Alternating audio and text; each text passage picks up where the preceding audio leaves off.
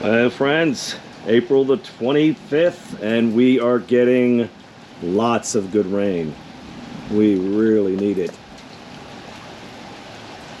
We had some pretty heavy thunderstorms that just rolled through. You know, here in Central Texas especially, we've got to worry about and kind of be mindful of tornadoes.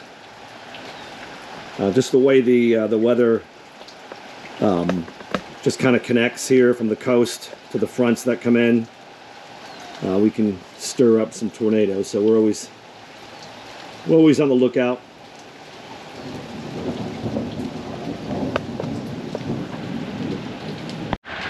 So we've got several of these 50-gallon rainwater collection kind of all around the property. Heck, we even fill up as many of these buckets as we can.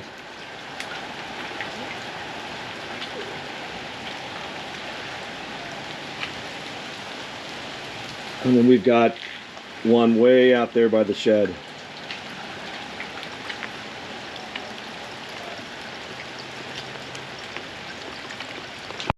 Oh yeah, we're getting some good rain. We'll come out here later and check the rain gauge. Wow, some pretty violent lightning and thunder. Just got to be careful. I don't want to be out here too long. Let's check the rain gauge. We're about at a ½ inch. Really like that. I know the garden's gonna love it. We'll come back out and check here later.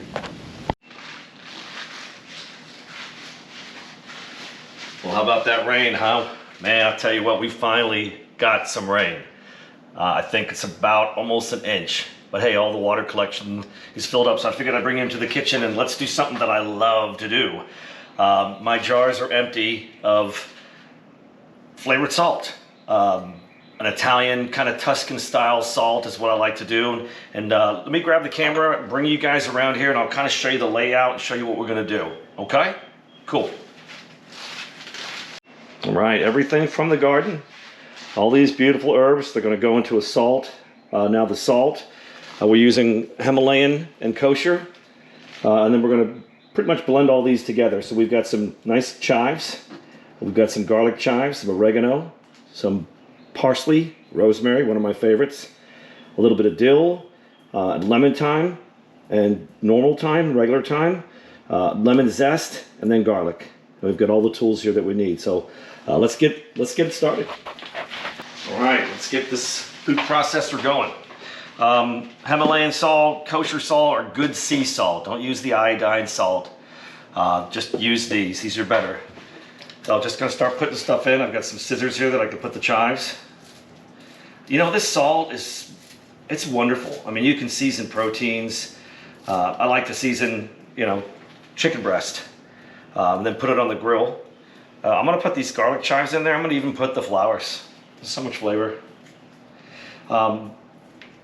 Dressings. If you make a vinaigrette, you can toss it in anything, really. I'll pull these leaves off the oregano. I don't want too many of the stems. They're kind of bitter. Yeah, this is fun to do. Just put all that dill in there. Parsley's just break off the tops. Break those beautiful leaves. Yeah, stems and herbs, they have a lot of bitterness. You know, these stems right here, so I usually want to pull them off. Get all that thyme in there. You know, we grow different varieties of thyme. The lemon thyme, I think, is one of my favorites. It's gonna have that citrus note. Garlic, I put garlic in there.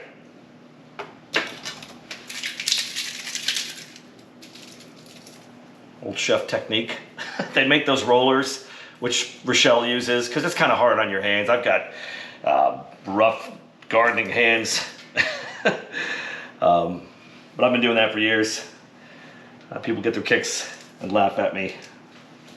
All right, everything is in here, pretty much. I gotta zest that lemon. I just don't want to get those thyme stems in there. Definitely, you know, definitely on proteins. Oh, rosemary. You want to be careful with rosemary. You don't want to use too much, because it could give you a soapy kind of flavor. I mean, I would say rosemary and thyme, they're my favorite herbs.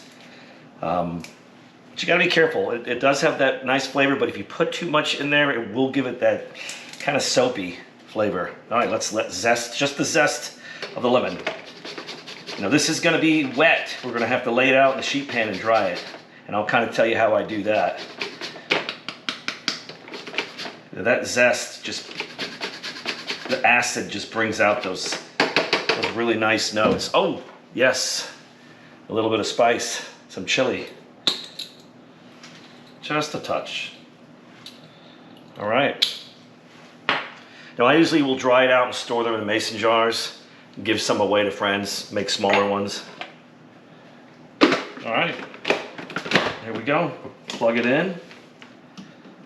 Anytime I'm using a tool like this that has a cutting device, if I'm putting my hands in it, it's unplugged. I am not taking a chance.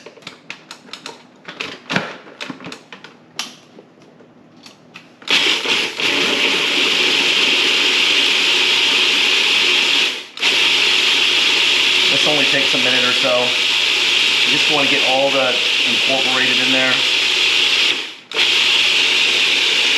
And you can see how it's starting to kind of turn green. That smells so good.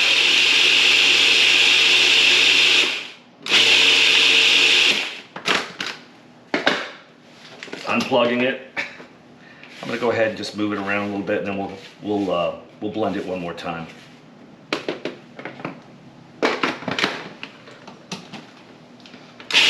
And I promise I'll put somewhat of a recipe down below.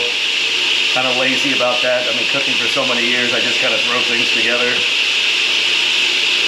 Right.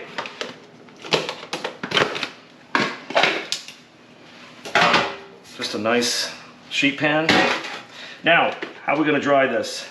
You could just lay it on the sheet pan and just set it out on the counter to dry for a few days. We have a dehydration mode in our oven. That's just a very low temperature. Oh, that smells so good. Wow.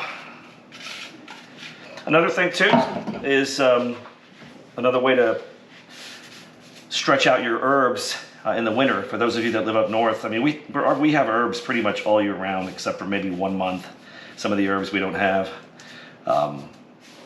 We make pestos, put them in ice trays and freeze them. So if we want somewhat of a fresh herb note in something that we cook, that's what we do. There it is. How about that? Italian Tuscan herb salt. Try and make it yourself too. It's fun. We'll see you next time. Have a great day.